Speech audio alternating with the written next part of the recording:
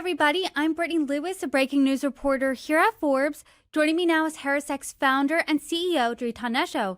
Dritan, thanks so much for joining me. Thanks for having me, Brittany. The August Harvard Caps Harris poll is officially out, and there are a lot of interesting tidbits in here, a lot of things I want to dive into. But I want to start where we normally start, which is President Trump's approval rating. Where is it? So President Trump's job approval seems to have settled at around 47% in the upper 40s, still a little bit shy of 50% approval and majority approval.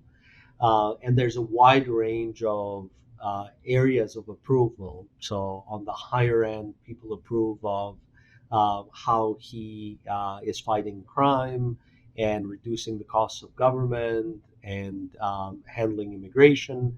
But on the lower end, the jitters around the economy and handling inflation and trade and tariff policy since continue. So there is a wide range of opinions around the different facets of the president's job, but he has been steady now for about 3 months, and frankly stands at a higher approval rating than he himself stood in his first administration at the same period in time, but also many of his peers, like President Obama or President George W. Bush before that, certainly President Biden. He's outperforming them. As always, there's a lot of energy and motion and tumult with the Trump administration. And I think that the job approval numbers with, highs of 51% on immigration and fighting crime on one side and lows of 41% on tariffs and trade policy on the other side, paint the picture of the administration as it stands. So President Trump, he's outperforming his predecessor, President Joe Biden, as well as other presidents at this point in their second term. I am curious. Let's dive into some of those strong points for the president. What are they? You said immigration, fighting crime. Talk to us a little bit more about those. Sure. Well, essentially, when we look at what has been controversial action, sending the National Guard to Washington, D.C., you see that when it comes to issues of immigration, issues of crime, concerns amongst voters are very high.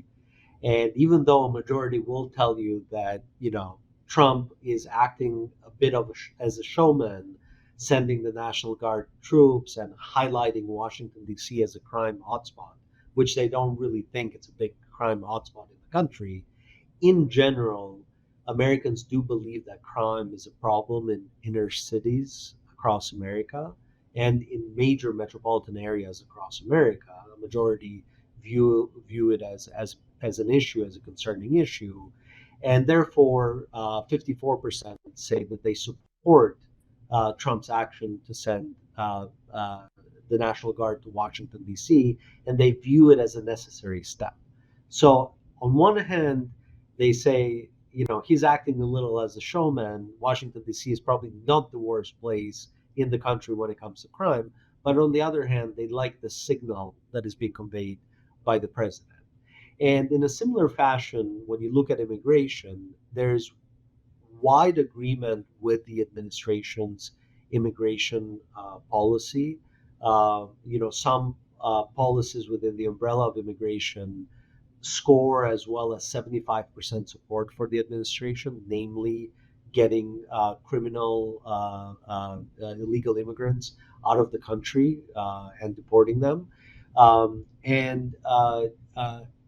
While voters reserve the right to judge how the policies are being implemented, and again, there's a wide range there. Sometimes they like what they see, and more often than not, they don't. When it comes to the policies themselves, they agree with the policies. So on crime and immigration, the Trump administration is on a very strong footing headed into the midterms. And that's why you see it pressing its advantage and now saying, well, maybe we need to send National Guard troops in Chicago or in New York City or in other major metropolitan areas. So, do those numbers suggest, do you think, for areas that people think Trump is doing a good job, like crime, like immigration, people like President Trump's sentiment, but they think he goes too far? And if so, do Republicans have anything to learn from that for the midterms? Well, I think it's still too early, and voters still have a wait and see approach on the Trump administration. Um, since the beginning of the administration, we've been asking the question, do you think Democrats should oppose everything that Trump is doing, or should they take more of a wait and see attitude towards his actions? And the number has always been in the low 60% wait and see. And this month it was 62%. So voters are still allowing the administration to play its hand. They are giving the administration the benefit of the doubt, and they want to see what results the administration's actions bring to bear. When they like the policies and they like the actions, are giving the administration high or higher ratings. And when they don't, like when it comes to the jitters that we see around the economy and trade and other areas, then they're making it clear that they don't really think the president is getting the traction that he says that he's getting. And in many ways, the president is betting the midterms on his economy policy and his trade and tariffs policy and his inflation policies. And I think that that's really the story that this survey paints a full year and a half ahead of the midterm elections. So let's talk about that economy because it was the top issue facing voters in 2024. More voters thought that President Trump would be better equipped at handling the economy than President Biden. Over 6 months in, what do people think about now? Because the numbers on Trump's handling of the economy in this poll aren't exactly blockbuster for him. No, they're not. I mean, on the aggregate, they still trust Trump and the Republicans to manage the economy over Democrats in Congress. 54% say that they trust Trump and the Republicans, and 46% the Democrats. And there's a partisan split, as you would expect, with 9 in 10 Republicans leaning towards Trump and close to 9 in 10 Democrats leaning towards the Democrats. But really, the independents who hold the balance in the middle are going with Trump. However, when you ask about specific areas of the economy, do you think Trump's policies are making the US economy stronger or weaker? 50-50 split. It's 51-49, actually, which is a statistical split. Are Trump's policies leading to more or less jobs in the country? 51-49 split, right down the middle. Do you think Trump's policies are leading to more or less investment in the country? 52-48 split. Again, pretty much down the middle. And very importantly, do you think Donald Trump is losing or winning the battle against inflation? 56% say that he's losing the battle against inflation. And the inflation numbers are a mixed bag as well. So if there's an Achilles heel for the administration, it's still inflation, it's still the economy, and the bet that the administration has made on a trade realignment and recalibration, solving issues of employment, solving issues of inflation and beyond. If that doesn't pan out, that can really harm them going into the midterm elections and gives the Democrats an easy message to come out with, especially given where the party stands, right? 41% approval, some of the lowest that we've seen in a very long time. What do you think the Democrats' message would be about the economy then? Because essentially, when Biden, what are they going to say? Because the economy, people didn't feel that it was that good under President Biden either. So do they point and say, well, President Trump couldn't get a good handle on it either? What's their messaging then? Yeah, something along those lines, right? That we gave Trump time, and he couldn't solve the reason why you elected him, which is to fight inflation. And we've heard you, and now we are going to proceed in a different way. The Democratic Party, it's a party that is in the wilderness right now, and they have two choices. Either they need to refine their center and learn the hard lessons of the 2024 election, which was that the party skewed too far to the left and the party did not have hard answers to hard economic problems for the election, or Trump will do their job for them in his inability to demonstrate success around the economy. And with some of these numbers around everything from jobs to investments to inflation, which again, 56% say that he's losing the battle on inflation, and 55% say that his tariff policies are harming rather than boosting the economy right now.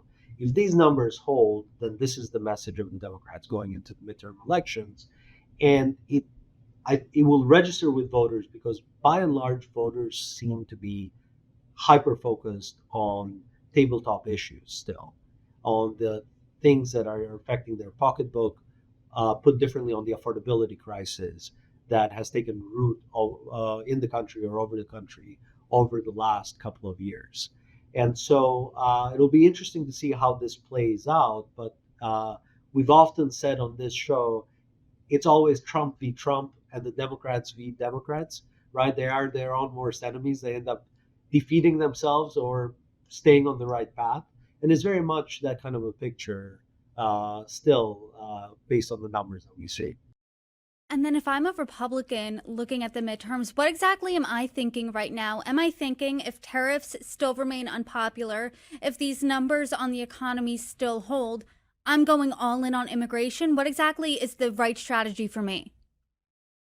Well, immigration appears to have abated as a top issue. The more successful Republicans are at pushing illegal immigrants out of the country and stopping the flood of illegal immigrants, the less salient and relevant of an issue immigration becomes. When we ask voters which is the most important issue for you personally today, for half, 48%, it's inflation and affordability. And then it drops down fairly significantly to 11% saying restoring basic American values of merit and competence, which is really a backlash from the center and the right towards, let's say, cancel culture and wokeism and related issues. And then 10% say it's immigration, right? It's a secondary issue. And then right after that, you have crime at 8%. So you see, by a factor of 4 to 1, inflation and affordability is the key issue that voters are honed in on. And that's likely to loom large and play large together with the economy within the midterm elections. Now, again, we're 14, 15 months away from the midterm, so things will change. They can change radically, and that's why we're monitoring this very closely every month. But as it stands, Trump has bet the house on his trade and tariff policy, on his economic policies, and to a smaller extent on foreign policy. And if those don't pan out, and voters don't think that they will on across both of those categories of issues, then that'll be a problem for the Republicans, and they'll be on the defensive rather than on the offensive. I do, before we get into those international issues, want to talk about a very domestic thorn in President Trump's side, and that seems to be Jeffrey Epstein, because on the campaign trail, Republicans promised transparency when it came to Jeffrey Epstein. They said that they would release more files pertaining to the disgraced financier and sex offender. There's been renewed scrutiny on the relationship between President Trump and Jeffrey Epstein, but earlier this summer, the DOJ said there was no client list pertaining to Epstein and they weren't releasing any more documents on him. The DOJ recently released transcripts of an interview that they had with Epstein associate and convicted sex offender Ghislaine Maxwell. What do people think about these moves here when it relates to Jeffrey Epstein? Well, I would say that the Epstein case is another Achilles heel for the Trump administration. The single most striking data point in this study is that 79% of voters believe that there is a high level cover up when it comes to the Epstein files and the list of Epstein's clients. This is around, again, an issue where close to three-fourths of Americans are familiar with the Jeffrey Epstein case, and they're actually fairly tuned in to what's happening within this case. And on a concerning basis for the administration, when we ask the question, how important is transparency in the Jeffrey Epstein case to your opinion of President Trump, a full 65%, two-thirds of all voters, said that this is important. And that includes 60% of Republicans, 60% of independents, and 76% of Democrats who say the same. So the public is aware and tuned in to this case. They think there is malfeasance around the case. That's why, as I mentioned, 79% say that this case likely involves cover up by powerful elites. And when we ask them to rate the handling of the Epstein case, only 33% give President Trump positive marks. Only 33% give FBI Deputy Director Dan Bongino positive marks, 32% for Director Kash Patel, and 30% for Attorney General Pam Bondi. So they're underwater in this issue. And again, this is something that's lurking in the background that would be on one side, it's quite dangerous for the administration because it can hijack the agenda and can hijack the conversation. On the other hand, two-thirds of voters believe that lawmakers should pressure the Trump administration to release more files. And again, it cuts across the political spectrum. So I think that there's a lot of room for concern around the Epstein case, and if the Epstein case still remains a top political issue. And do you think that this case will matter in the midterms? And if so, by how much? It's hard. It's hard to tell. It's hard to tell because again, a lot can happen between now and then. But what is very clear is that voters trust independent media, journalists, podcasters, and others who are doing their due diligence above all of the other parties when it comes to providing transparency on the case. So there has to be consensus that enough has been released for these numbers to start moving up. And really, independent media at 52% trust is the only entity that is trusted amongst all the entities that we tested in this poll. FBI was only at 47% overall, DOJ 45%, mainstream news outlets 44%, Trump 39%, Congress 39%. Right. So really everyone is underwater on the Epstein case. And with numbers like this, numbers that are below 50%, it's in the advantage of others to then start attacking you. Why haven't you done what you promised you would do? Why haven't you done enough when it comes to this specific case? So it could be a big midterm issue. We'll have to see sort of how this plays out in subsequent months. So let's now set our sights on some international conflicts. The war between Russia and Ukraine, as well as the war between Israel and Hamas, both happened started while President Biden was in office. And on the campaign trail, President Trump said they wouldn't have started under me, and I will be able to quickly wrap them up. They have not been wrapped up yet, but first, let's start with the war between Russia and Ukraine, because earlier this month, President Trump hosted separate meetings with the leaders of both countries, Russian President Putin and Ukrainian President Zelensky. And the goal of that meeting was to have those meetings, it was to have some sort of ceasefire deal, and a peace agreement was not reached then. What do voters think about President Trump's handling of this conflict?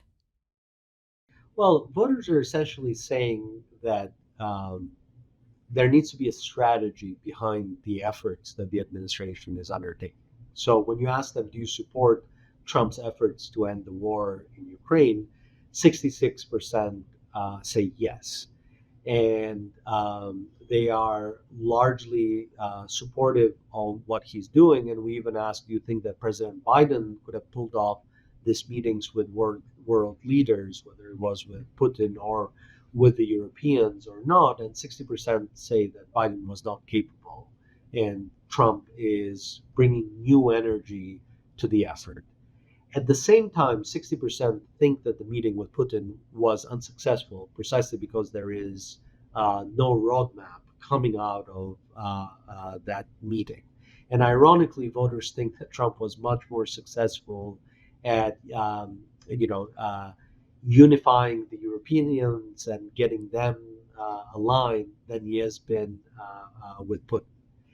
Ultimately, what is at play here is that most Americans do not believe that Putin genuinely wants to end the war, whereas at the same time, they believe that the Ukrainians do genuinely want to end the war.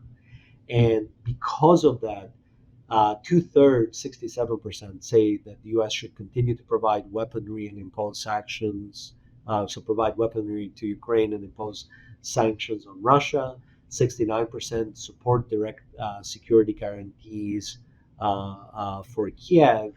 And really, we've been asking a hard question, which is, which relationship is more valuable to the United States? 69% believe that the relationship with Ukraine, which has offered 50-50 profit share in terms of trillions of dollars in mineral wealth to the United States and is keeping Russian aggression in Europe at bay through its military courage and ingenuity, 69% believe that that relationship is more valuable than the relationship with Russia, which they view as a nuclear power and as a possible counterweight to China. And obviously, there's a lot that Russia could do with the United States and for the United States. So I think that the public wants a strategy. The public wants a roadmap. They have high trust in the Ukrainians, low trust in Vladimir Putin and the Russians. And they like the energy that Trump has brought to try to reach a deal and to stop the bloodshed. But frankly, they don't quite know where the United States wants to take this. And they are, by and large, firmly in the Ukrainian side or in support of the Ukrainian side, whether they are Republicans, Democrats, or independents. And it'll be interesting to see what the administration does with this information. And what do voters think about the war in the Middle East? Do they think that there needs to be a roadmap from the administration there? Because that has been raging on now for close to 2 years, the war between Israel and Hamas. And Israel recently has faced international criticism after the IPC, which is a partner of the UN, officially declared some areas of Gaza were experiencing famine. And President Trump, earlier this week, he said he believes there will be a conclusive ending to the war within the next 2 to 3 weeks. Do voters agree with him? Do they see that the end of this conflict is coming up shortly? No, I mean, the short answer is no. Majority do not view a quick end to the conflict. When we look at Israel and the Middle East, public opinion is both remarkably consistent, and I'll explain that in just a second, and has started to shift pretty quickly, especially given the news of the famine that you just mentioned. So 75% support Israel over Hamas in the conflict. 78% believe that Hamas must immediately release all the hostages without any conditions. Otherwise, it should keep facing serious consequences. And frankly, a majority of 58% still say that there should only be a deal with Hamas if it agrees to disband, lay down arms, and give the hostages up. In this regard, the Trump administration, this has been their line, and that's why when we ask the question, do you support or oppose Trump's handling of the Israeli-Hamas conflict, so far 53%, almost consistently, a small majority, say yes. Where the picture starts to shift is in the fact that 69% today believe there is famine in Gaza, and while they 61%, a majority, hold Hamas responsible over Israel. 39% in this case blame Israel for the famine, and 61% blame Hamas for the famine. They believe that something has to be done for this.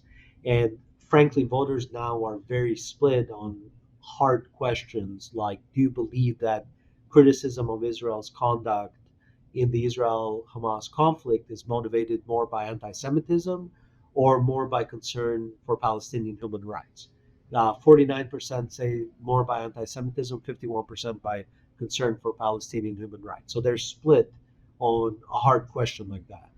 And we went even a step further and we asked, do you believe or not believe that Israel is committing genocide in Gaza? And again, voters are split 50-50 on that.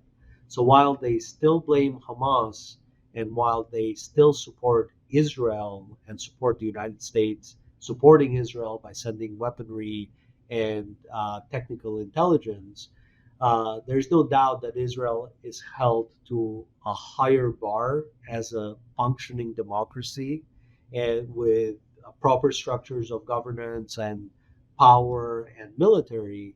And voters really are split on its conduct. And we even asked that question, do you approve or disapprove of Israel's conduct in the conflict? And they're split 49-51% now. This is a change. This is a shift that we've seen as concerns about the famine start increasing and images of the famine start becoming more commonplace within the media and social media and beyond. I think overall, looking at our entire conversation and this entire poll, a few of my takeaways are that Democrats still have not fully found their footing after losing in 2024. Separately, President Trump has a few Achilles heels, and it remains to be seen if that big bet on his trade and tariff policy pays off.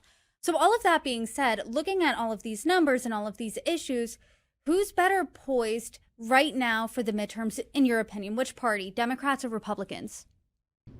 Well, clearly Republicans, right? And it's reflected in the approval numbers that we see for both of the parties. As I mentioned, Democratic Party approval is at a low of 41%. The lowest they've ever been in our poll was in February of this year at 36%. So a near total collapse for the Democrats. And when you look at GOP approval, it's at 47%, right? Within the margin of being almost at 50% approval. And very similar to what President Trump's approval is. That is a big delta. That is a fairly significant delta.